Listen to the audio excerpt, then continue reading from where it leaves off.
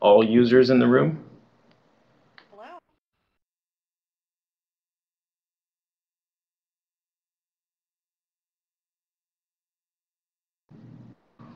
And Carolyn, you're now ready to begin. Okay, thank you, John. I'm Carolyn Searls. I'm going to give the first part of the presentation, and then we'll have a few minutes to ask me questions, and then I have to leave, and Taryn is going to give the second part of the presentation. And Taryn's part will be a case study of the window rehabilitation that we're in progress doing right now at the War Memorial Veterans Building in San Francisco. So in rehabilitation projects, windows in existing buildings are often replaced with new, more energy-efficient windows without due consideration. Sometimes window replacement is the appropriate action for either energy reasons or because the windows are so deteriorated they can't reasonably be repaired. But other times, windows can be rehabilitated and provide the same or similar performance as new windows. So in this first part of the paper, before we get to the case study, I'm going to present criteria to consider when dealing with historic windows.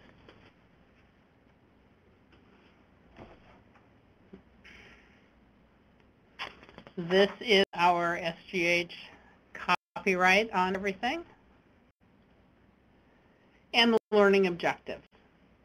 So you'll learn criteria used in specification of new and repaired windows, learn different methods for testing and evaluating existing windows, understand how to improve the air and water resistance of historic windows, and find some lessons learned from a recent steel window rehabilitation project. So as you all know, being members of CPF, historic windows are often character-defining features of buildings, and they should not be replaced without careful analysis. What you're allowed to do with historic windows is often dependent on the listing of the building, whether it's eligible for local, state, or national historic registers, and then the requirements of the authority having jurisdiction, the city or the county. So some questions to determine when you're looking at the significance of windows is, for them to be significant, they have to possess both historic character and integrity. And so you want to determine if they still have integrity or if they've been so altered that they really don't. And do they contribute to the historic character of the building? Are they a character-defining feature? The most common guideline, as you know, for preservation in the United States is the Secretary of Interior standards. And there are 4 standards. Of the 4, the one that we encounter most commonly is the rehabilitation standard. It seems to be the most frequently used and the most flexible as far as what you can do with the building envelope. Many city ordinances refer to the Secretaries of Interior standards rather than laying out their own criteria or standards for treating historic buildings or historic windows.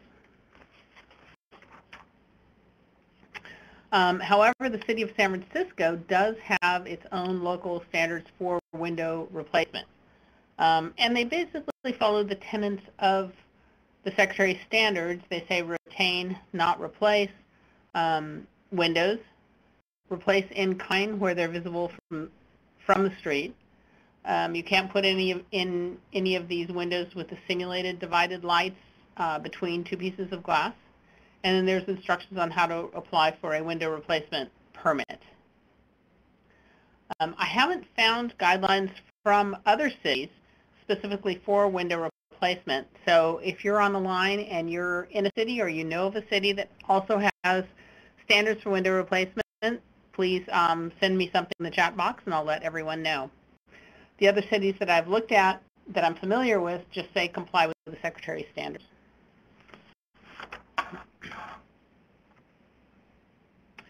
So here's an example of a window where there have been alterations and repairs that obviously don't comply with the Secretary's standards. The Secretary's standards allow for replacing deteriorated features or repairing rather than replacing, and if you must replace, to use the same materials.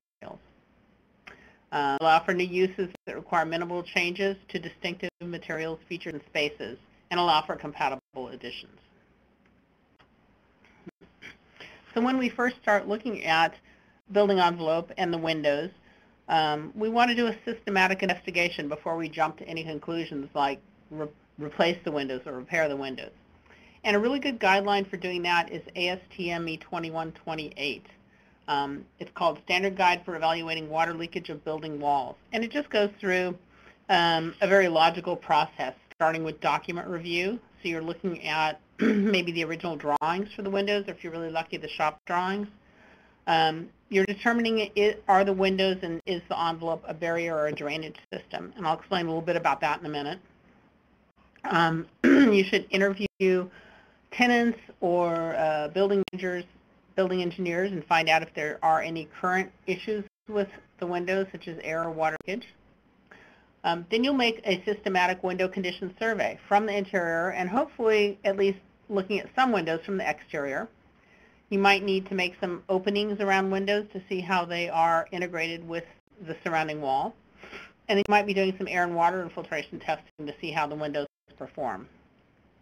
A couple of other resources that are really good are Preservation Briefs 7 and 13, which speak to wooden and steel windows. And in doing that initial document review, a lot of times you'll be either referring to a historic structure report, or maybe you'll be writing a historic structure report, which will have a lot of good information in it. And then a lot of times we find good information by looking at historic photographs and drawings. So understanding window systems. Window and building envelope systems we usually divide into two categories: drainage systems and barrier systems. The drainage system, one example is the aluminum window shown on the left photograph. And you can see I've circled the weep holes. And in a drainage system, we assume that some incidental water is going to get past the gaskets or the sealant joints, get into the window frame itself, and the weep holes give it the ability to drain out. Most modern aluminum windows and curtain walls are drainage systems. Barrier systems, one example is the old steel window shown on the right, usually do not have any weep holes, they don't have any internal drainage, and they rely on the waterproofing of the frame, the sealant joints, and the glazing putty for water tightness. So if any water gets past those barriers, then it gets to the building interior. If you're going to repair a window, even investigate a window, you need to understand which of those two systems you have. I've seen so many buildings where a well-meaning maintenance person or contractor has gone in and seen holes in the outside of the building and seal them up with sealant. And that's exactly the wrong thing you want to do. If you have a drainage system, you want the water to be able to come out those weep holes. Another important component of windows is how they're attached to the surrounding walls. We find that leaks often occur at the integration of the windows and the wall rather than through the window system itself. That is taken care of using sill pans, and that would be a sheet metal pan, like the one here on the left is a stainless steel pan that goes under the window, and then we have some self-adhered flashing around the sides of the window, and that integrates the waterproofing of the wall with the waterproofing of the window. Once the window is put in place, as you see on the right, it's the same window, you can't even tell that there are sill pans and flashing. All you see are two small weep holes where water can get out of the sill pan.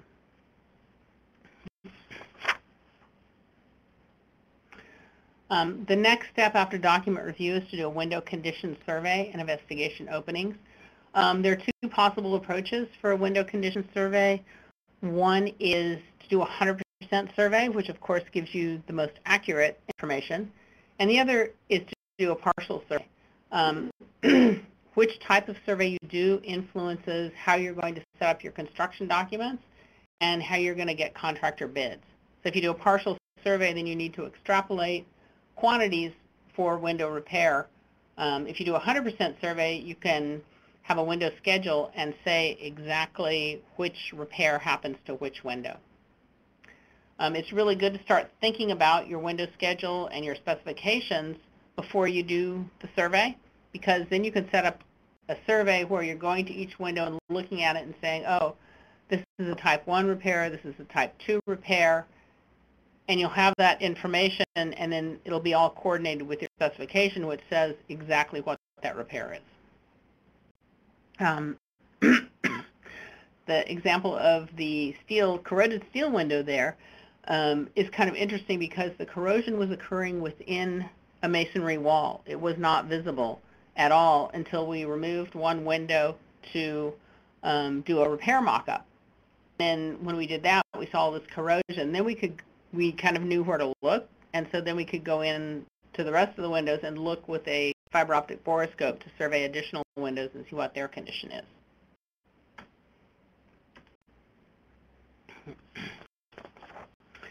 So these performance criteria listed here are the ones we use to evaluate the performance of existing windows and the performance of what we want out of our repaired or replacement windows.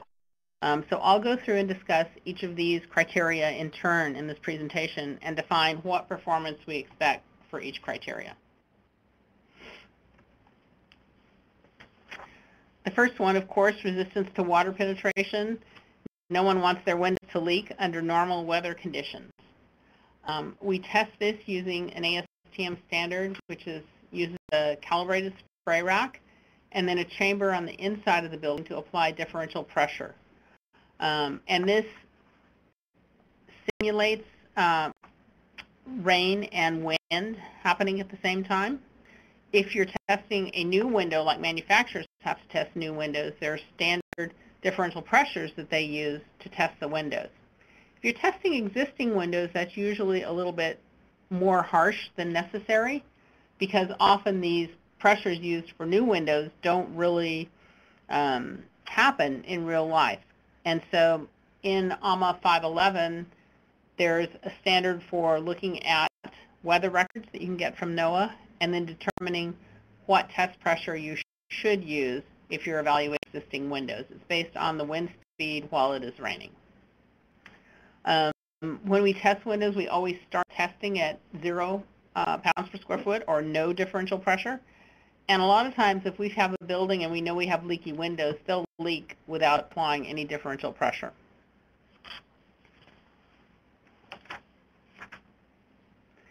Once we have determined that windows are leaking, we often use a nozzle to isolate the leak path. So we're maybe even masking off certain parts of the window, or in this case a skylight, and testing it with a nozzle to determine exactly what's leaking.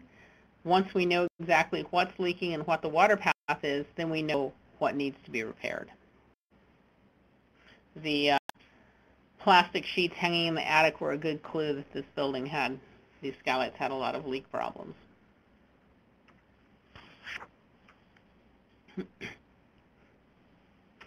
Another test that we do is air infiltration testing, and the criteria for acceptance of air infiltration, nobody wants a drafty window, but air infiltration can actually be measured, and I think the criterion depends on the building use and what the required energy performance of the building is.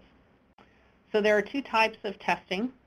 The first, quantitative testing, ASTM 783, provides a measurement of how much air is leaking through a window or assembly at a given test pressure. So we apply the differential pressure just like we did for the water testing and measure how much air is leaking through. It requires access to both sides of the windows.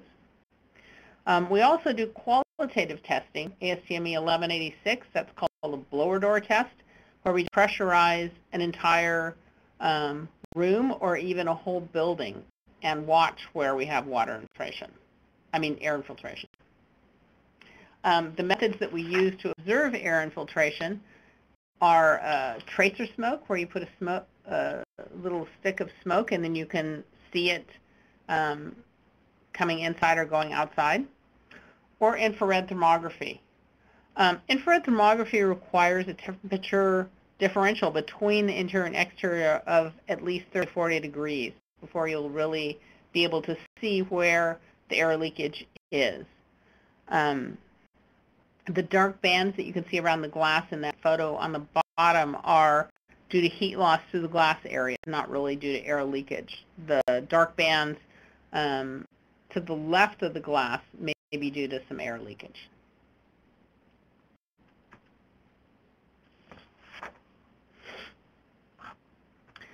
So once you've done some of this testing, you probably want to know what's the energy performance of your window assembly. And again, there's two ways to do it. Quantitative air infiltration testing provides some of the information that you need because you can translate air leakage into heating and cooling loads. But also there's heat flow through the window itself. And direct measurement of that is pretty impractical for most buildings.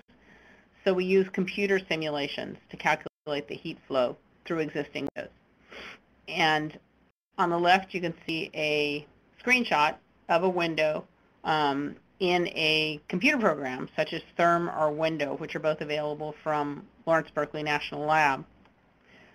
You make a finite element model of the window materials, similar to what you would do for a structural analysis, except that you're going to put temperatures on each side and see how the heat flow through the window assembly works. Sometimes you need to do a little bit of disassembly in order to understand exactly how the window is put together before you can actually make this model. And then the qualitative way, again, is to use infrared thermography to get some idea of where you're losing energy in the building. Even more accurate than that is really to do a whole building energy evaluation. Because energy efficiency is a primary reason that historic windows are replaced, but you really don't want to just look at the performance of the windows like we were just talking about. You want to look at the performance of the whole building. Maybe the windows only use a small or only account for a small part of the energy loss, and you're losing a lot of energy through the roof or something else. So that's not a good reason to go in and replace the windows. There are simplified worksheets available to calculate the payback of replacing windows that you can find online, but really whole building energy analysis is a much more active study of the benefits of window replacement. And we found something really counterintuitive. In this case, it was in a cold climate, and by putting in more energy efficient windows, it actually resulted in higher heating loads during the winter because you weren't getting the free solar gain that you get through a single pane window.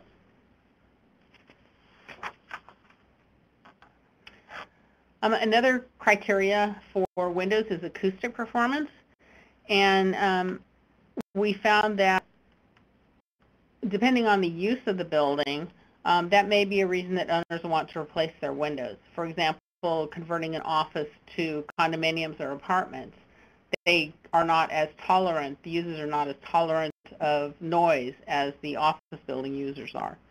So what is the criteria really depends on the building's use, and it's measured on site by an acoustic engineer. Another criteria for replacing or retrofitting windows, a lot of times in federal buildings, is blast resistance. And the goal there is to provide walls with the ability to resist blast or large impulsive pressures without generating debris that penetrates the habitable space. The GSA has established performance criteria for blast resistance of its buildings, and there's software that's available to analyze the ability of different buildings to meet that criteria. In order to do that analysis, you have to know, define the weapon. You want to limit injuries due to fragments penetrating into occupied space using their software. And so on the bottom right, you can see a little graph of the displacement of a glass fragment. And in this case, it went 10 feet to the inside. Strategies for dealing with blast resistance are exterior storm windows, clear film, interior blast curtains, or modifications to site so that a weapon could not get close to the windows.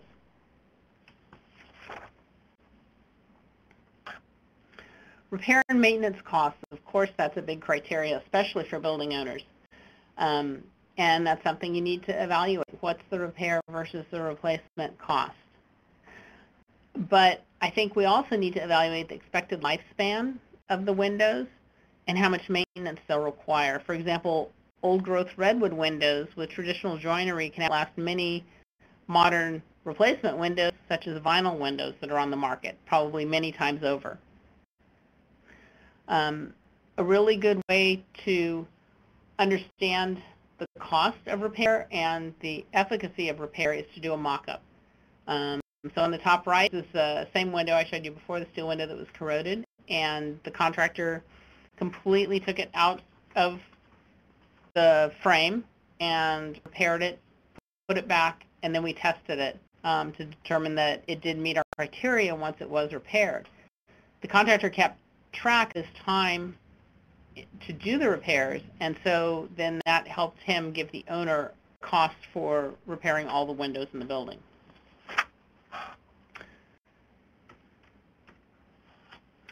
So now I have a few examples of different types of window repairs. To repair deterioration, address air infiltration and water penetration, upgrade energy performance, and then replacement windows. So in this building we had wood windows with paint peeling. They weren't in too bad of shape, and it was definitely easy to take the paint off, make some minor repairs, and then repaint the windows. On this building, the windows were more deteriorated, but we still repaired them in place, first using a consolidant, epoxy consolidant, to stabilize the wood before putting in a patch. Sometimes the deterioration is too advanced and you can't really stabilize what's in place, but a lot of times you can put in a Dutchman, which is just a small piece of wood to replace right where it's deteriorated. A lot of times you'll find the most deterioration at the very bottom of the jambs on the sash in the frame, because you have that end grain that absorbs a lot of water, and it might only be deteriorated a few inches up, and that part of the wood can be replaced rather than replacing the entire sash or the entire frame.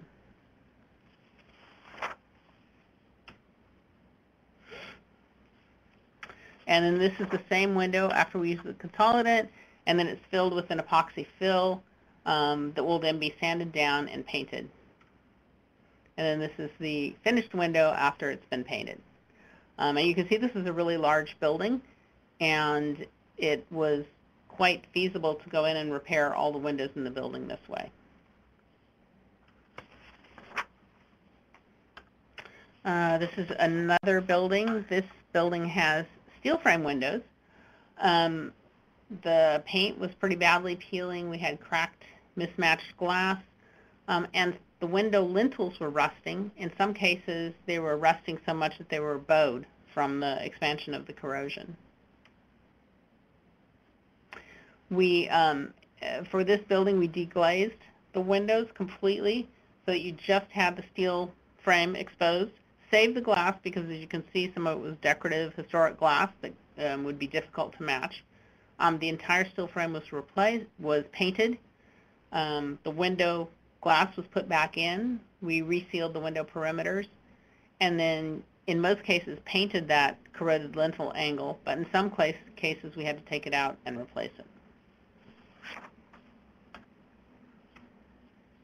And you'll notice that this repair that I just talked about has a different scope than the repair that Taryn is going to talk about on her steel windows, and has different results too. So in this case, we could access all the steel, paint it, and we don't expect future corrosion. On the same building, we installed interior storm windows to improve the energy performance of the building on one side, but then on the outside you still have the appearance of the historic windows. This was the repair mock-up. This is another building, this sort of a mid-century modern building, and the windows leaked quite a bit, and so we did some water testing to determine why they were leaking. They were operable, which is much more difficult to waterproof than fixed windows. But we did a lot of weather stripping, put in new sealant.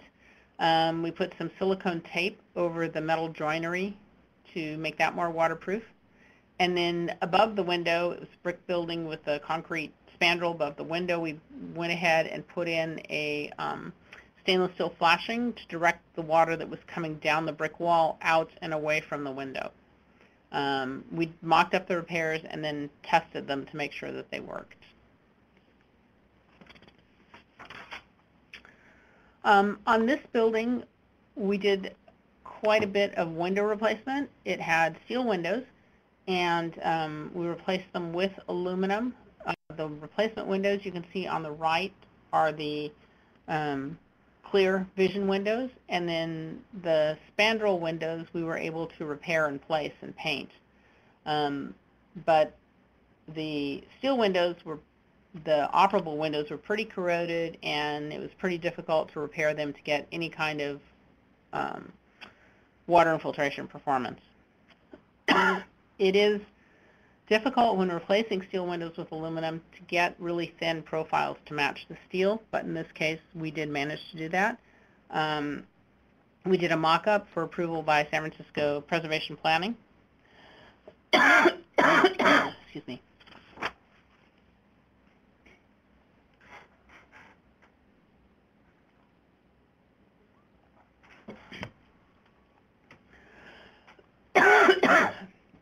In this building, we're doing a complete window replacement of very deteriorated wood windows.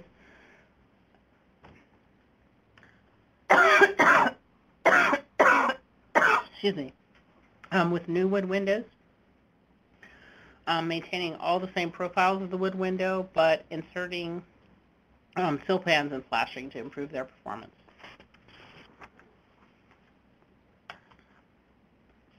These are a couple of examples of energy improvements using storm windows. On the top is an interior storm over an existing window at a Yale art gallery. And the storm window was designed to prevent condensation, but also it improved energy performance. The interior storm windows in this case are high-performance, well-sealed IGUs, and they keep the warm, humid air inside the library from getting to the original single-pane windows and condensing.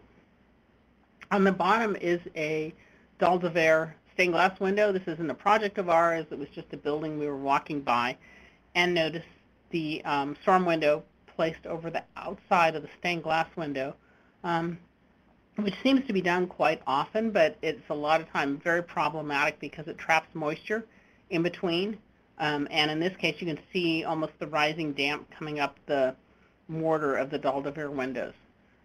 Even leaded glass windows, it's not really a good idea to put storm windows on the outside without allowing for some ventilation, because it can really deteriorate the stained glass windows.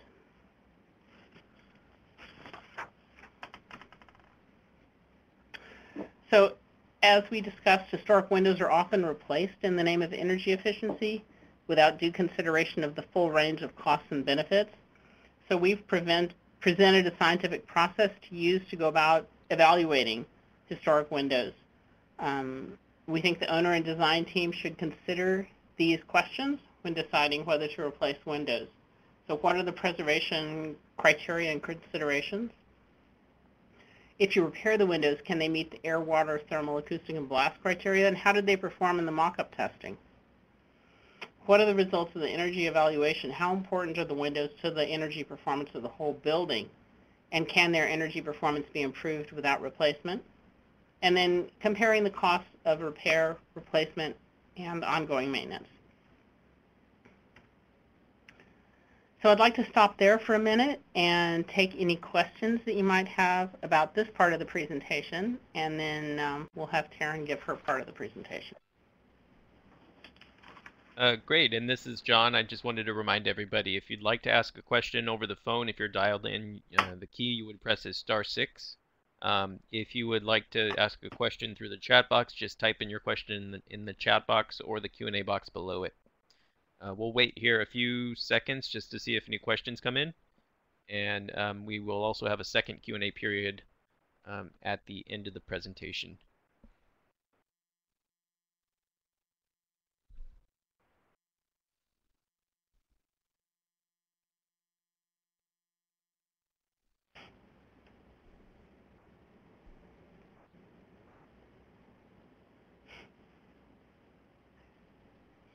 Thank you, Scott. Yeah. Oh, there are a few questions that are coming in through the Q&A box. First one is, do you have any ideas for removing glass from windows without breaking or minimizing the break rate?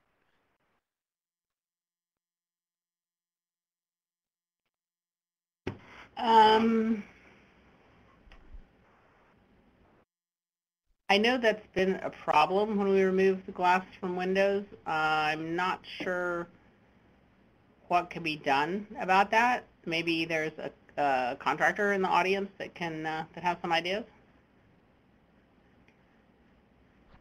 Okay, and while we're waiting on that, how would you ventilate the storm window over the stained glass? I guess it was the example that you showed where the storm window was on the exterior. Question is how you would ventilate it. I've seen it done where they there's like a flashing at the bottom of the window or a vent at the bottom of the storm window, and then another hole at the top that allows just air to come in and through convection go from the bottom to the top. And then, of course, both of those have to be covered with some kind of a little roof so that the rain doesn't get in there. Sometimes when we have, I guess there's two ways to go about it. Sometimes we have storm windows, we want it to be really tight so no air can get in, or we want it to be to allow a lot of air infiltration so it can dry out. And that's the analysis that needs to be done to determine which of those two approaches you want to take. Okay. And I'm not sure how familiar you are with the ordinances in the city of San Francisco, but there's a question about if a building is not designated as historic in the city of San Francisco, are there any ordinances that control window replacements? If a building is considered eligible to be designated, then I think preservation planning can come in and say, yes or no, you can't replace the windows, or what they usually require is a window condition assessment that goes through and looks at each window and determines whether it can or cannot be replaced. So it determines not just, it matters not just whether the building is on the list, if you look up Article 10 and Article 11 in the Planning Code, but whether it's determined by planning to be eligible. What manufacturer was used for the replacement of steel windows with aluminum with thin profiles? Oh gosh, they were from New York or New Jersey. I don't remember the exact name of the manufacturer right now.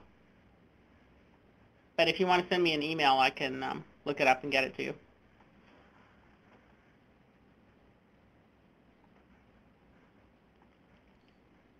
Okay. Another question is if you could briefly describe R values and what they are.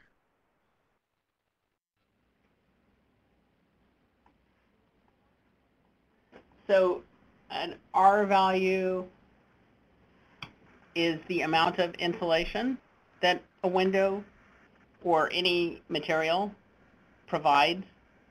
So for example, roofs are often insulated with, if you're going to insulate a roof, R19, a bad insulation, or walls maybe R12. Windows, the R of a window is usually less than 1. And even if you get double pane or triple pane windows, your R value is still going to be so low, even by improving that window, that it is not going to make a big difference in the energy efficiency of the whole building.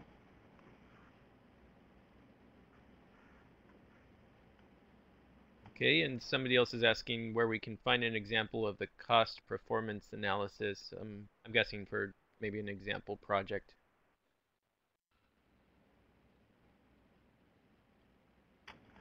I'm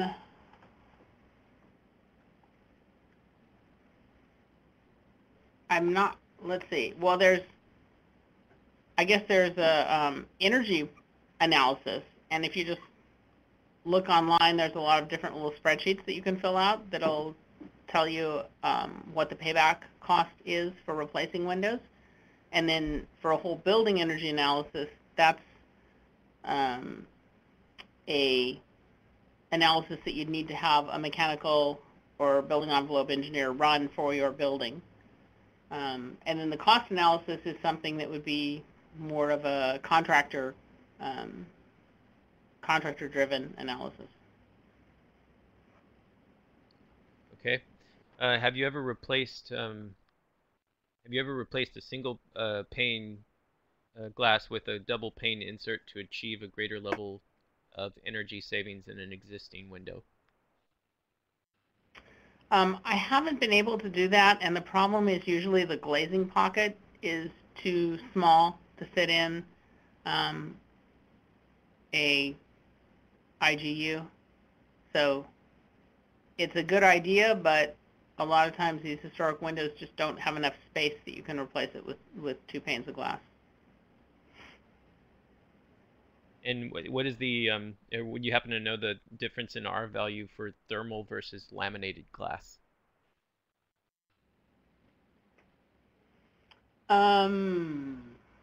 It depends on the type of glass that's used in each pane, though I do know that on a recent project where we replaced some wood windows, we used laminated glass for the new glazing because we couldn't put in dual or triple pane windows without changing the profile of the sash too much, and we wanted it still to have that narrow profile. And the laminated glass did improve the performance, but not as much as a dual pane. Okay.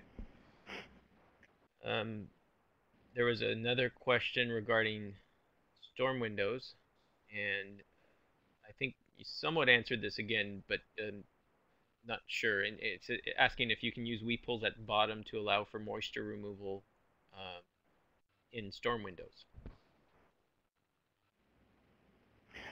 You can if your hygrothermal analysis shows that you want it to be ventilated. And in the example I showed, we just went through that analysis of whether it's best to have the storm window completely tight and sealed up so no air can get in, or if we want it ventilated, you can use the weep holes, but you probably also need something at the top of the window so air will flow through, because I don't think enough air would go through just from the weep holes. Great. And there was a comment regarding the city of Alameda, because there was a question about whether other or examples of other cities that use Secretary of and criteria other than the Secretary of Interior standards. And I guess city of Alameda uses that different criteria that looks at visual match. I think we actually have a guidebook or a PDF from the city of Alameda that I'm happy to provide people so you can see what sort of criteria they use. But that was just more of a comment, I suppose. And I think we've essentially gone through all the questions. We do have more time later for more questions that Taryn can cover. So if you have any further questions, you can hold them until the end of the presentation. And we are now ready to begin the second portion of this presentation. And Carolyn, I guess you have to head off now. I do, and I'm going to turn it over to very capable hands of Taryn Williams, who will talk about this case study.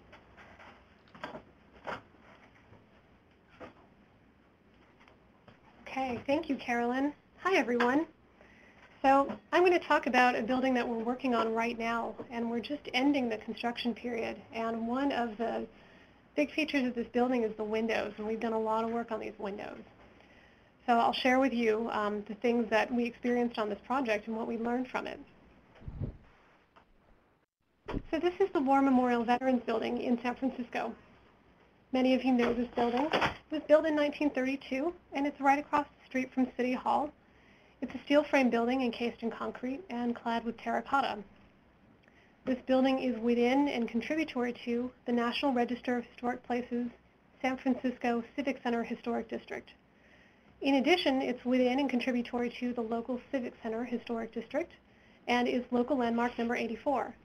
So therefore, any work on this building needs to comply with the Secretary of Interior standards. Here's a photo of that building today. This is before the rehabilitation. Here's the overall floor plan, just to orient you a bit. We started investigating this building in the fall of 2011. So I'm going to take you through the process that we went through in understanding and then designing repairs for these windows.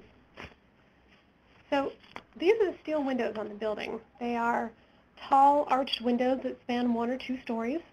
They're painted steel frames, and they have operable casement sashes at the sides, and there are fixed lights in the middle and the top. The spandrel glass between the 2nd and 3rd floors is black glazing. Sometimes plexiglass has replaced this black glass, and the operating hardware and hinges are brass. There are 3 types of glass on this building. There's clear glass, there's black spandrel glass, as you can see in the taller windows up above, and there's obscure glass, which is typically above entry doors. We also have some small rectangular casement windows with operable casement sashes and operable transoms.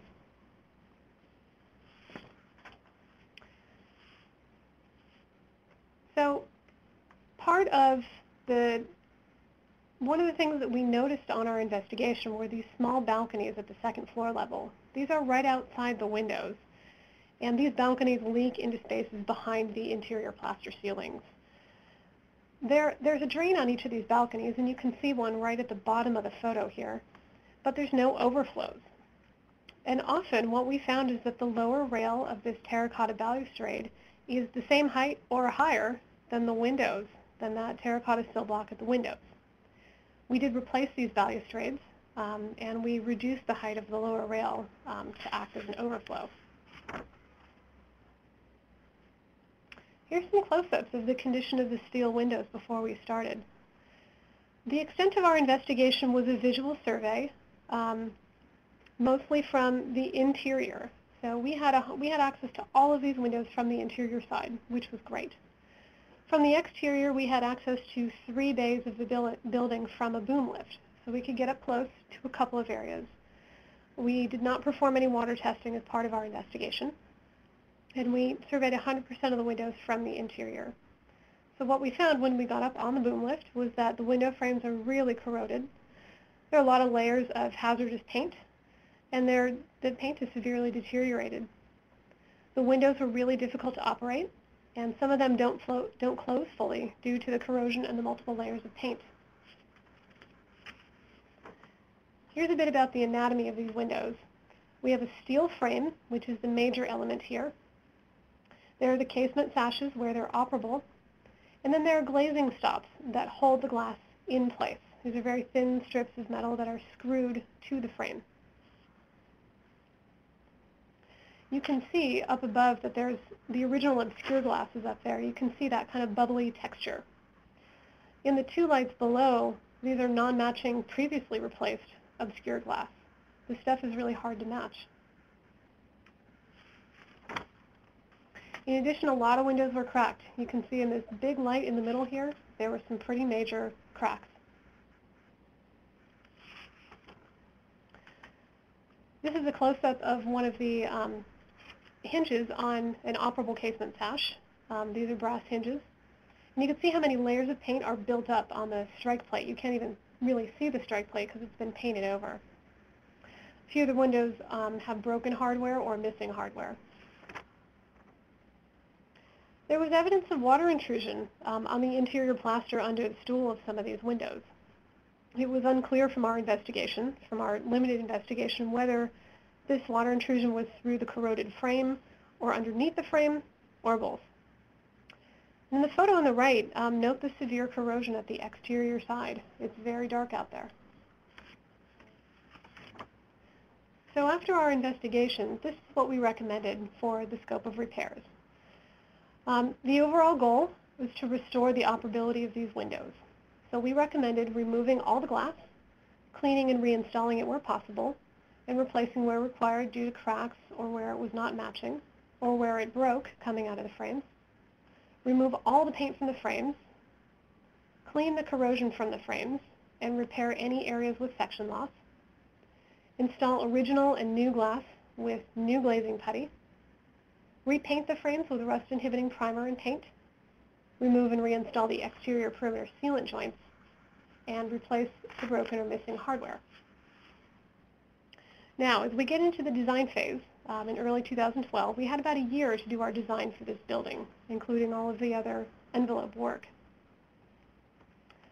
So when we met with our client, the City of San Francisco, who owns the building, they made some decisions about the scope due to budget limitations, and this is what the design scope turned out to be.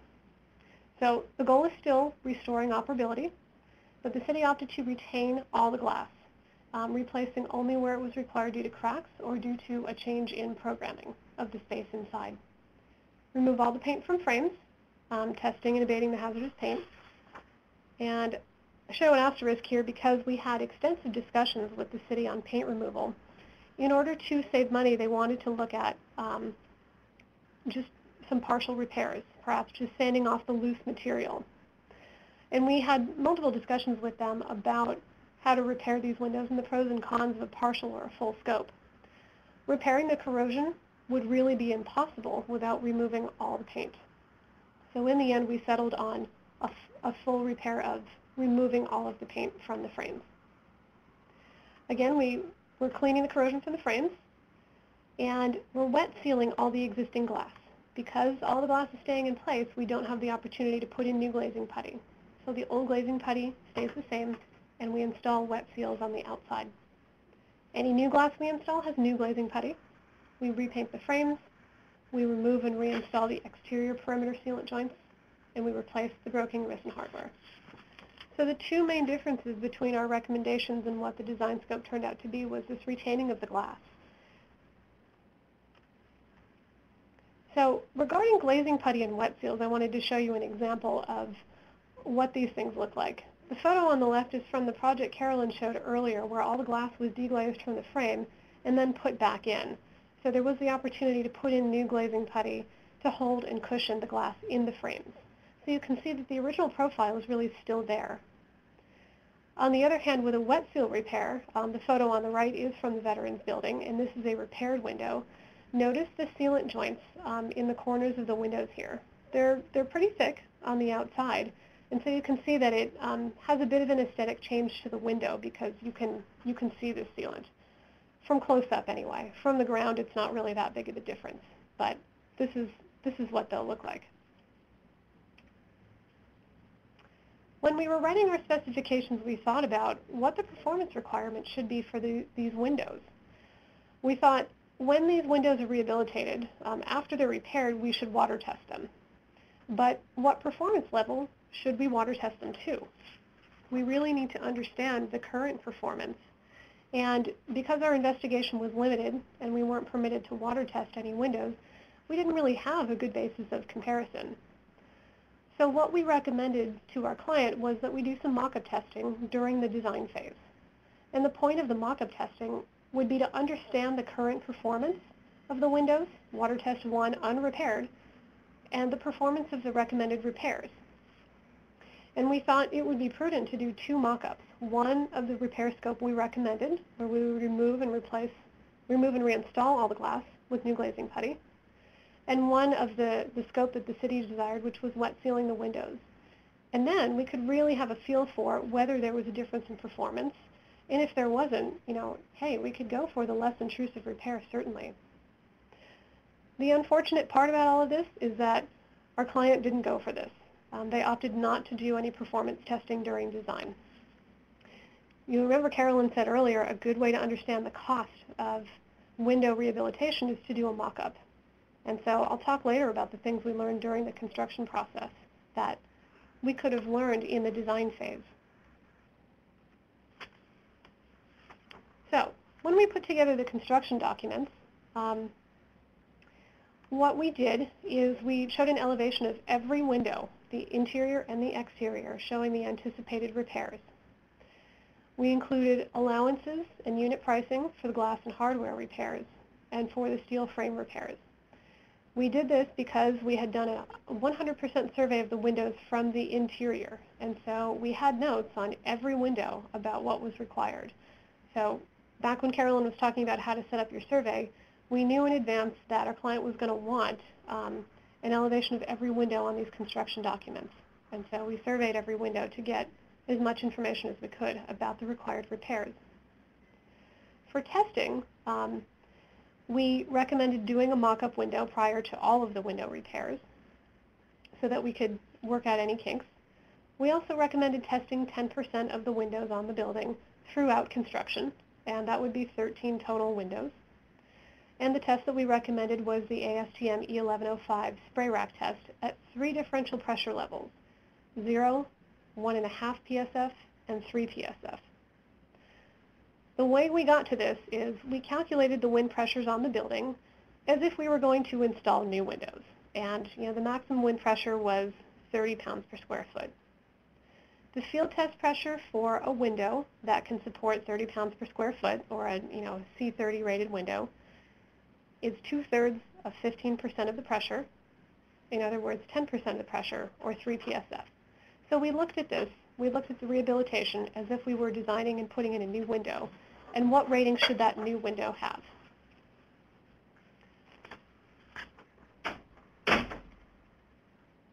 So here's an example of the window elevations. This is the exterior elevation of a window on the left, the interior on the right, and we have codes that show the anticipated repairs.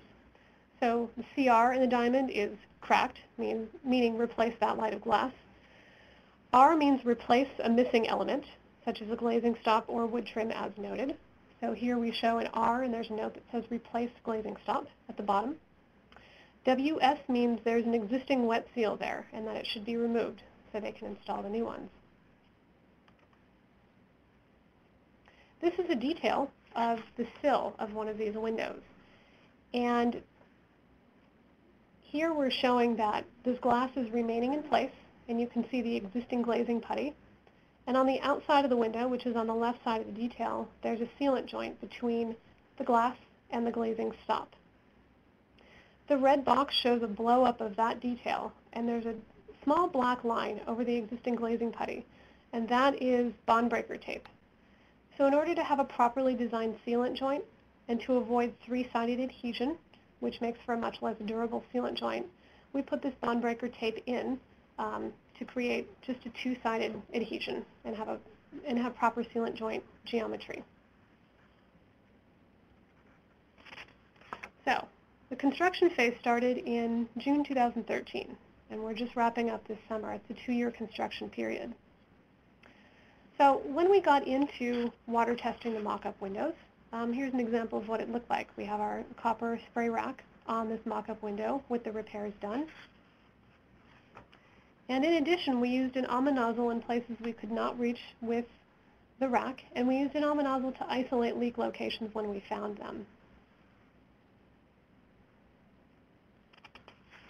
Here's an elevation of that mock-up window showing the leak locations, and I'll show you how each of these leaks came in and what we learned when we did this mock-up window. The first leak that we found at this window was at a debonded wet seal, and this wet seal was debonded because the bond breaker tape was really hard to get to properly place into the joint. It was a very thin piece of bond breaker tape. It was about 1/8 of an inch wide, and the contractor had a hard time getting it in just perfectly to all of the existing geometry on the windows. So sometimes that bond breaker tape migrated outwards, and it prevented the wet seal from adhering. So we looked at this situation and we thought, in an ideal world with ideal conditions, yes, we'd want bond breaker tape here. But if the bond breaker tape can't be installed perfectly or it's interfering with the adhesion, that's even worse than not having it at all. So what we recommended to the contractor is where you can get the bond breaker tape in correctly and easily do it, but where you can't, eliminate it. The second leak we found was at a debonded wet seal, and we found that it was debonded because there was still some paint on the window frame. So this is a quality control issue, and the repair is to completely remove the existing paint from the frames, repaint and reseal. The third leak we found was at the screws between the glazing stop and the window frame. This was not something that we had anticipated during our window survey, and these happened at the screws that connected the bottom, at the glazing stop to the top side of the windowsill, so they were facing the sky. So the repair for this that we recommended is to bed the new screws in sealant and to dome sealant over the top of all the screws after the wet sealing happens.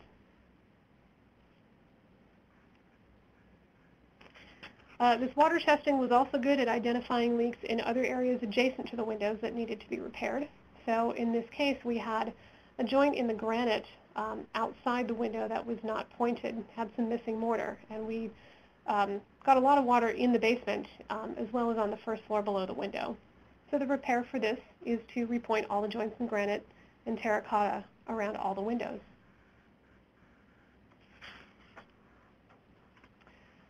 When we're testing windows during construction, we want to differentiate the kinds of water we're getting in the window to know how big of a deal this really is. And normally the test standards help us do this.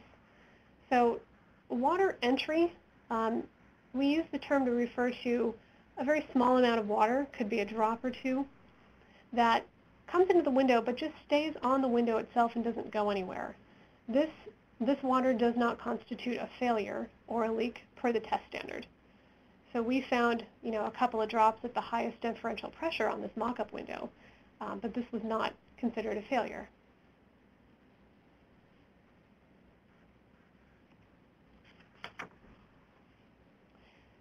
In addition, during construction, we found that we needed to do even more repairs to the glazing stops themselves. When we got up close to the building after it was fully scaffolded, the contractor found extensive bowing, and the glazing stops were corroded, causing them to bow, and it caused the glass to crack. It also broke a lot of the screws. So it required that these glazing stops be removed to clean off the corrosion and to reshape them, and the contractor was able to do this. They also primed the back side of the glazing stops that were in contact with glass before they put them back in and put new screws in. And really, very seldom was replacement required for the glazing stops. They were all able to be cleaned up, reshaped, and put back. But this had a major cost impact to the project because it was a lot of labor to take these out, clean them up, put them back in. We could have known this if we had performed the recommended repairs during the design phase, if we had done the mock-ups that we had discussed with the city. Another issue we found was this mysterious cracking during construction. Sometime between when the frames were painted and when the glass was wet sealed, cracks appeared, mostly in some black spandrel glass on the north elevation of the building. And the cause was initially not clear. It was a very short interval of time over which these cracks appeared. So we did an investigation in which we had the contractor remove the glazing stop. We had a look at the glass and the back of the glazing stop. What we found was a lot of brittle or missing glazing putty. So the arrow on the right-hand side in the right-hand photo shows an area where there's no glazing putty behind that glazing stop. So at that area, the glazing stop was most likely in contact with the glass. And from looking at this, what we concluded was this was a function of the fact that there is old putty, very brittle putty, and old glass that cracked the frame. These cracks could have started behind the glazing stop and propagated during all the construction activity because there was so much vibration in the building. But this is a risk that you take with leaving old glass and old glazing putty in place. So for many of these lights, fortunately, we repaired it by sealing the glass from the exterior. These cracks were very small in near corners, not in danger of falling out, and it would have been very expensive to replace the entire light. And so the city had accepted installing a sealant repair in the glazing.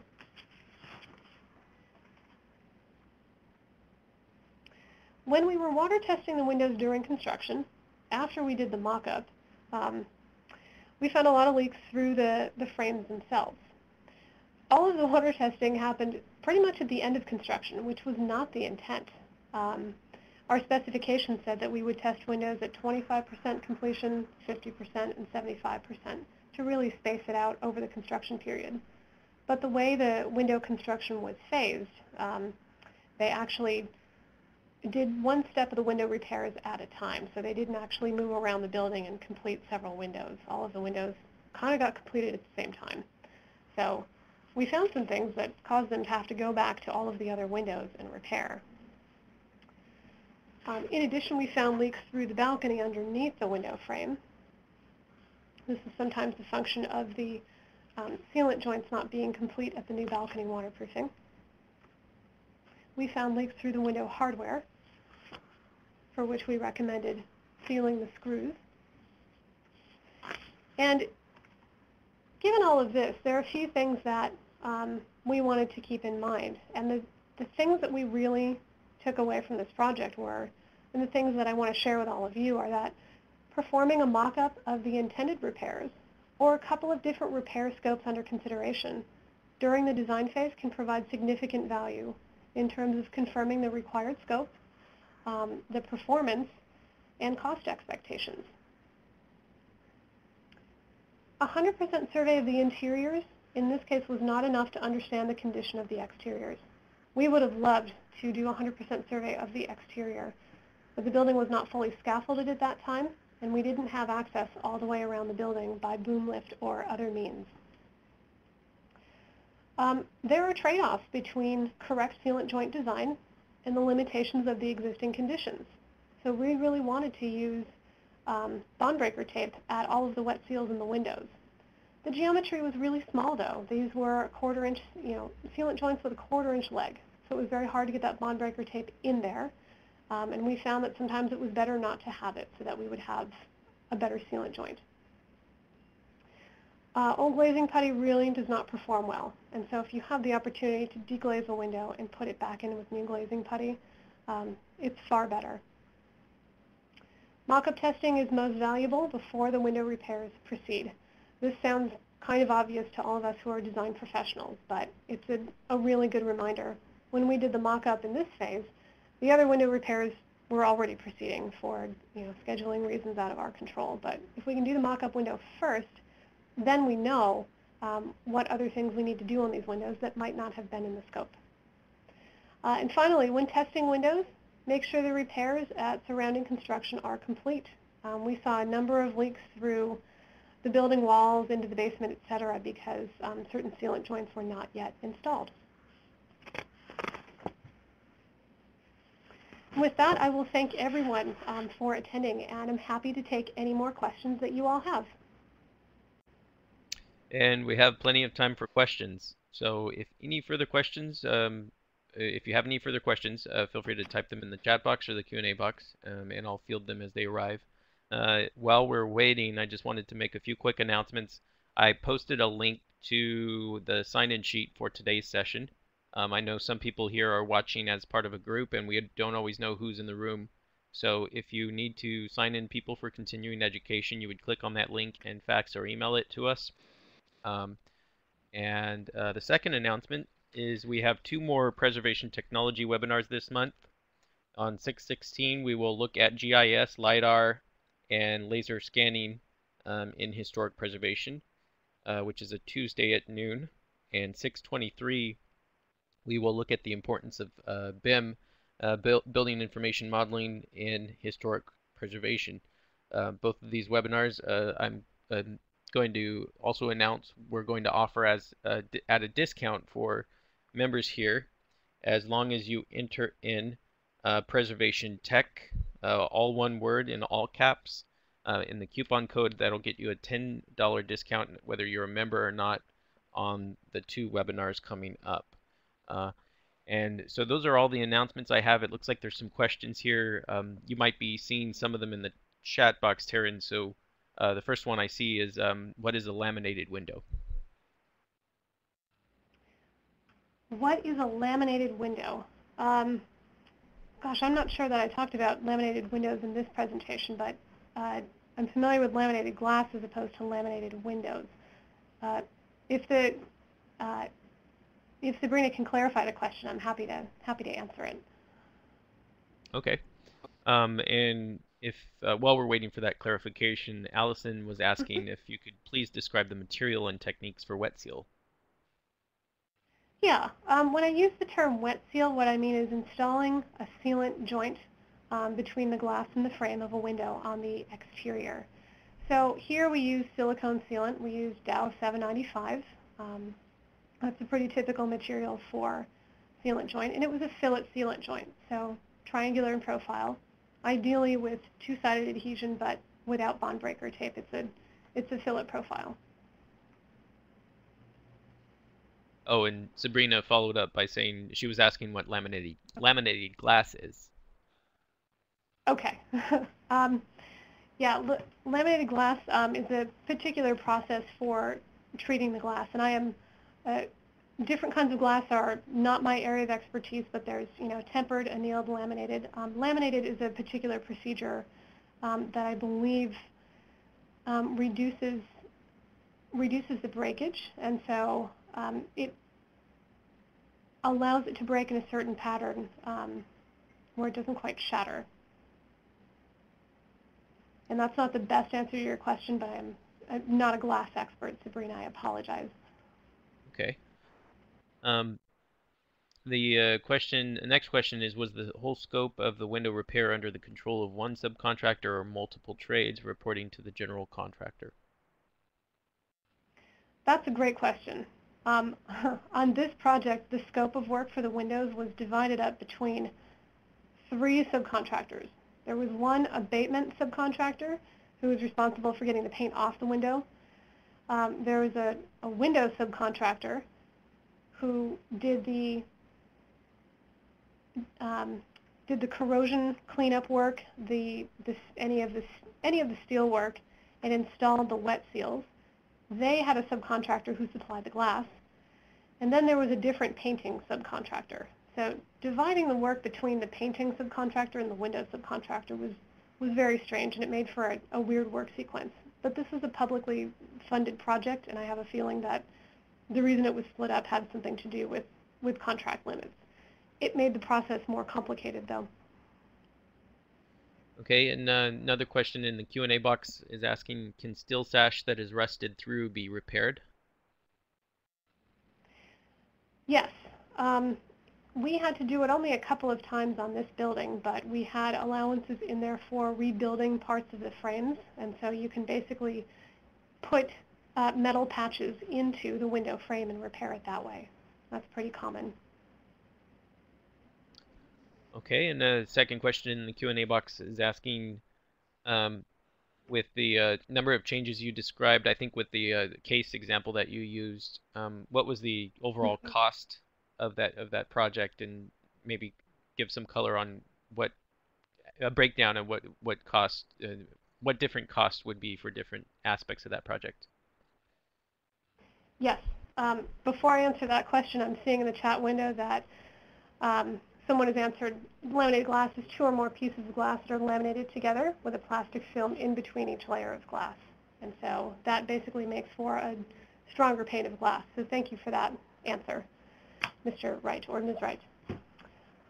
So John, the question you just read, can you repeat that, please? Yeah, with the number of changes you ended up doing in the project, I think this is the case example that you described. What was the total cost impact, and maybe a little bit of description on what aspects of the project cost what? Yes.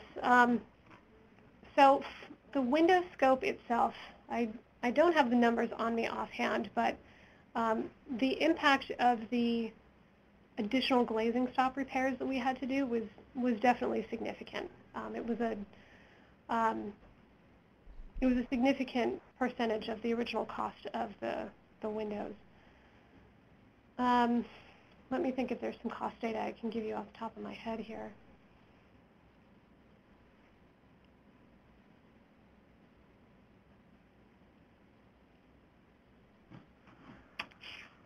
I don't have the cost information on me, and I'm not recalling the orders of magnitude of the window costs right now. So I apologize. I can't give you any more information on that at the moment, but I'd be happy to provide that information if someone wanted to email me. I'd be glad to follow up.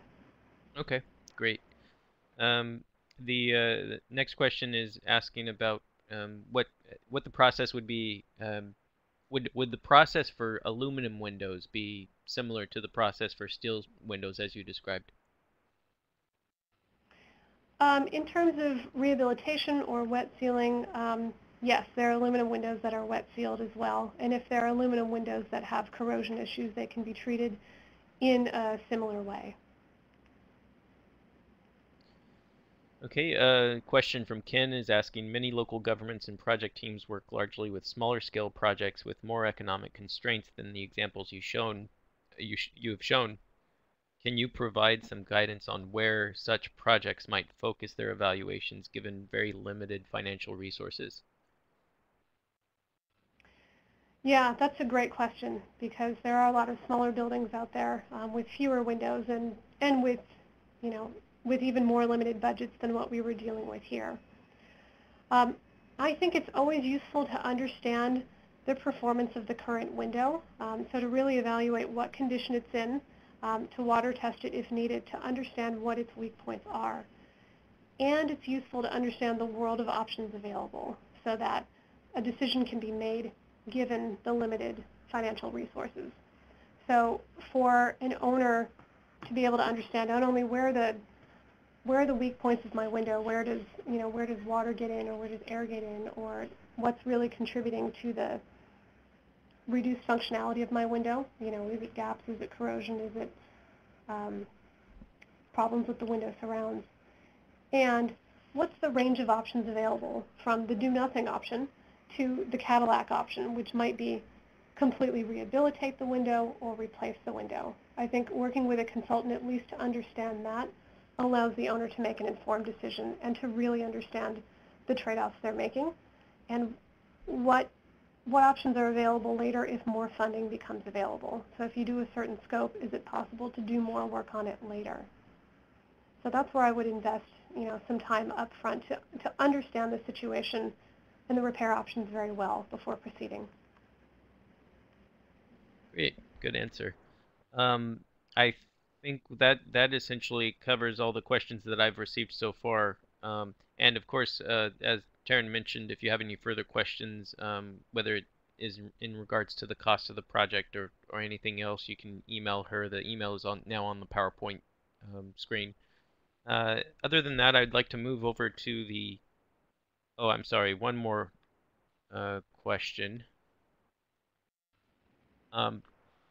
Yeah, so I will mention, the question was in regards to the links that I posted in the comment box. I'm happy to resend those via email by the end of today, so that you'll have the PDF of the slides presented today.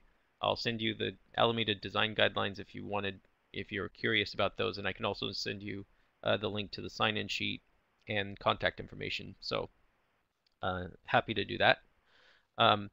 Okay, so now that we're complete with all the questions from what I can tell, I wanted to thank Taryn and also Carolyn for their wonderful presentations today. Really appreciate their time. And from here, I'm going to move over to the evaluation screen. And this is your opportunity to give us feedback and let us know how we did. Basically, you would fill out the multiple response on the left-hand side, scroll back up to the top of the screen, and click on Submit Response to make sure that your answers are recorded. And then on the right-hand side, you'll see that we have two open-ended responses, one about what you'd like to see in future workshops or webinars. And the one right below it really just asks for qualitative information on any additional comments on today's presentation. So thank you for your time. Thank you for your support through your registration. You're supporting our education and advocacy mission. And we need you to be here to these events to help support the organization, so we're glad you're here. And if you're interested in the future workshops and webinars, like I said, the two future preservation technology webinars that we have this month, you just enter preservation tech, all caps, one word, into the coupon code, and you'll get $10 off registration for those. And please do sign in if you're part of a group today. I'll send you the sign-in sheet in the email by end of afternoon. So thanks again, everybody, for your time. We're going to end here about 10 minutes early. And thank you, Taryn. And we'll see you at the next webinar. Thank you, John. Thanks, everyone.